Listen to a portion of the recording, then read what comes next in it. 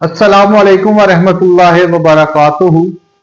सुल्तान महमूद गजनवी जब हिंदुस्तान पर काबज हुआ तो यहाँ के हुक्मरानों, अशरफिया और अवाम के लिए एक नई बात ये थी कि वो जब हिंदुस्तान में आया तो इसके दरबार से मुंसलिक 400 के करीब फलसफी, शायर और हकीम, जिनको आप दानिशमंद कह सकते हैं, लोग शामिल थे।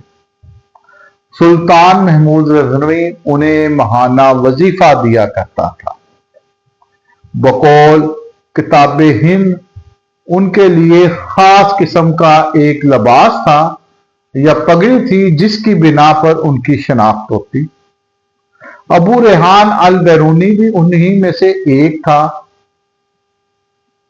आपको न सिर्फ मुसलमान होने के नाते बल्कि सुल्तान महमूद गजनवी के इलाके या उसके वतन के होने की वजह से भी यहाँ पर इल्म और हिकमत के रास्ते में जो दुश्वारियां आईं उनका बयान बहुत मुश्किल है। कमो पेश 400 अफराद की लिस्ट, जिनमें फारसी के मशहूर शायर फिरदौसी भी शामिल थे।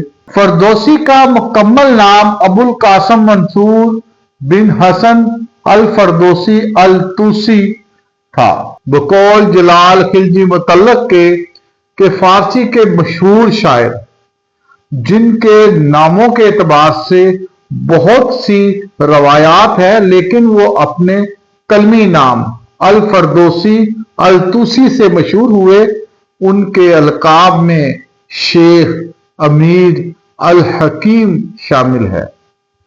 आपकी पैदाइश के हवाले से भी मुख्तलिफ रवायात हैं, लेकिन कहा यह जाता है खुरासान का इलाका तूसी जो कि मदाफात थे, उसके अंदर आप उस वक्त के सूबा रिजविया के एक गांव में पैदा हुए, जो अब मौजूदा तूसी सूबा है ईरान का। वहां पर ही आपका मकबरा है और आपकी पैदाइश 940 हिजरी में हुई।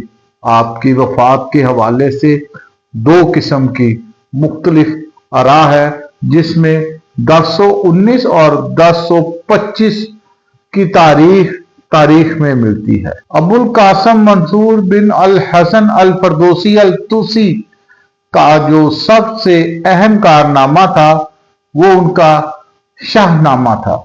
ये एक ऐसी किताब है जो नज़म की सूरत में है और फारसी जुबान में है। फारस या ईरान की ये तहजीब थी कि वो अपने गुज़श्ता हुक्मरानों और जंगजुओं को मुख्तलिफ खराज तहसीन पेश करने के लिए नसरी अंदाज में गुफ्तगू किया करते। वो कहानियां, वो अफसाने जो सीना ब सीना चलकर आए थे। फिरदौसी का जो शाहनामा है यही उसकी वजह शोहरत है और इसकी 50,000 कलमी कॉपियां या कलमी नुस्खे उस वक्त तकसीम हुए और यूं फारस, अजम और अरब के अंदर एक अजीब कोहराम मच गया कि इस कदर पॉपुलर किताब जिसको अवाम पसंद कर रही थी। असल में स्टोरी कुछ यूं है, हकीकत कुछ इसके करीब है कि फारस या ईरान के अंदर वहां के जो इस्लाम से कबल और इस्लाम के बाद के हुक्मरान थे, तो ये लोग उनको खराज तहसीन पेश करने के लिए अपने उन हुक्मरानों को और उन जंगजुओं को सीना ब सीना कहानियां, अफसाने और स्टोरियां एक दूसरे को सुनाते।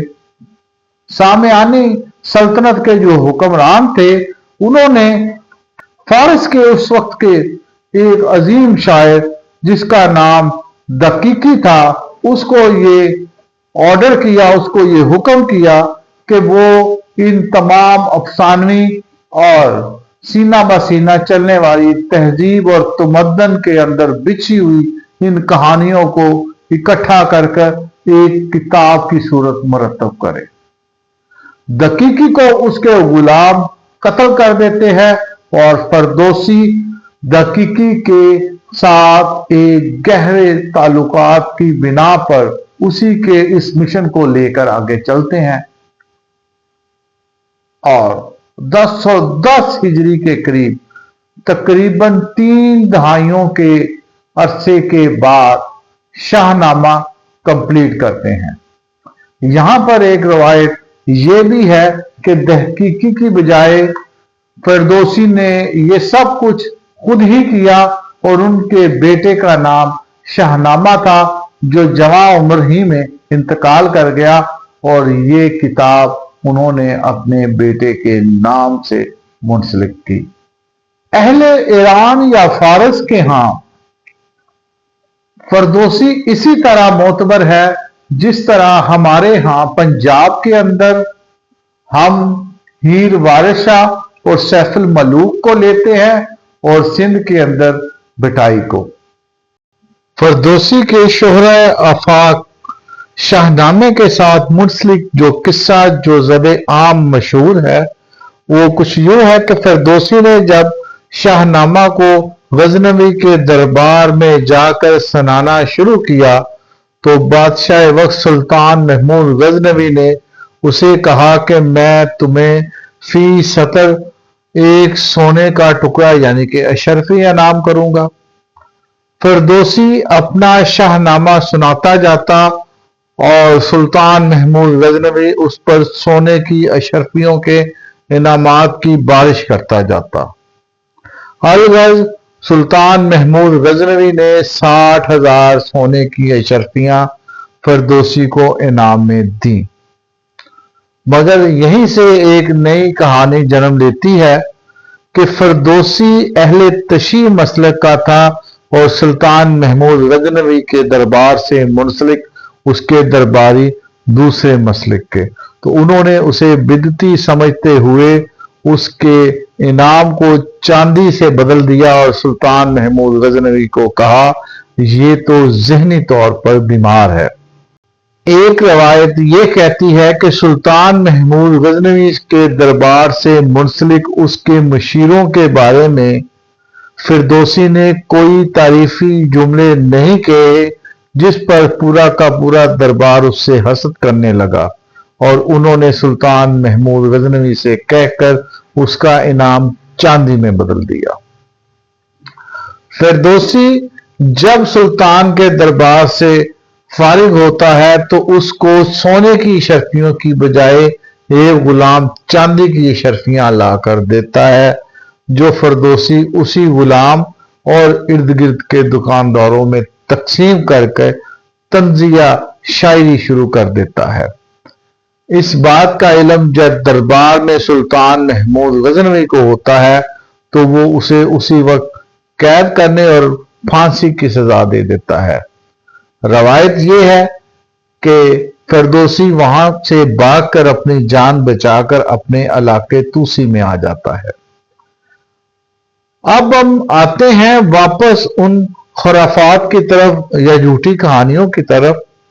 इन तमाम कहानियों का लुबे लबाब जो हिस्ट्री के अंदर नजर आता है वो निजामी अरूसी सरकंदी है या समरकंदी, एक शायर था जो 400 साल बाद समरकंद में पैदा हुआ और उसने ये तमाम खराफात अपने तौर पर पेश किए और लोगों ने उसकी क्यासा राइयों या अफसानवी बातों को इस कदर मनोऐन कबूल कर लिया कि सब लोगों ने कहा कि फिरदौसी ने सुल्तान महमूद गजनवी के खिलाफ ये सब इल्जाम लगाया।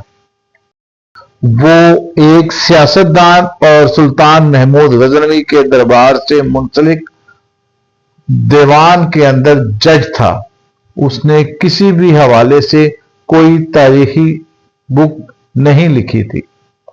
मान लिया जाए कि अरूसी की बात सच थी तो सुल्तान महमूद गजनवी ने अपने खरासान के उस वक्त के गवर्नर को कहकर अरूसी को सजा क्यों ना दी।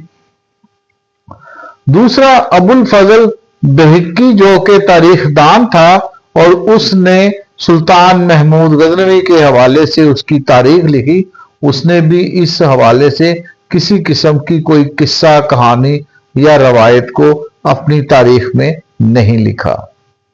نظامی عروسی سمرقندی نے 400 سال بعد یہ کہانیاں اپنے طور پر گڑھی تھیں۔ اسی طرح اگر ہم دیکھتے ہیں تو کولمبیا کی یونیورسٹی کے اندر ایک ریسرچ ہوتی ہے جو ان تمام باتوں کے اوپر متفقہ رائے دیتی ہے کہ یہ باتیں ایسی نہیں تھی، جبکہ جو پبلکلی گفتگو زد عام ہوئی وہ نظامی سمرقندی کے حوالے سے ہوئی تھی، اور نظامی عروسی سمرقندی جو تھے انہوں نے یہ ایک دہقان اور اس وقت کے حکمران کے درمیان مکالمہ لکھا تھا، نہ کہ فردوسی اور سلطان محمود غزنوی کے۔ واللہ عالم۔ کہا یہ جاتا ہے، جو میں نے اس سے پہلے آپ کو سٹوری بتائی اس کی آخر کچھ یوں ہوتی ہے کہ سلطان محمود غزنوی اپنے دربار میں بیٹھا تھا تو ان کے ایک وزیر نے انہیں فارسی کا شعر سنایا۔ سلطان نے کہا تیرے اس شعر کے بدلے میں تجھے سونے سے تولنا چاہتا ہوں۔ انہوں نے کہا یہ میرا نہیں، یہ فردوسی کا شعر تھا، اور فردوسی کے بارے میں اہل دربار نے آپ سے بغض کیا۔ اور سلطان کو جب اس سازش کا پتہ لگا تو انہوں نے ایک وفد کو 60,000 اشرفیاں دے کر فردوسی کے علاقے توسی بھیجا۔ ایک طرف تو وہ وفد توسی شہر کے اندر داخل ہوتا ہے اور دوسری طرف فردوسی کا جنازہ نکل جاتا ہے۔ فردوسی اس جہان فانی میں زندہ نہیں رہتا۔ ان تمام کہانیوں کا ذکر آج ہر تاریخ کی کتاب میں ہے۔ حتی الامکان اس کو ہم نے اس قدر مان لیا سچ کہ شبلی نعمانی نے بھی اسی حوالے کو اپنی ایک کتاب کے اندر لکھا۔ حقیقت کیا ہے آپ خود سمجھے، آپ خود جانیں۔ دیکھتے رہیے وار۔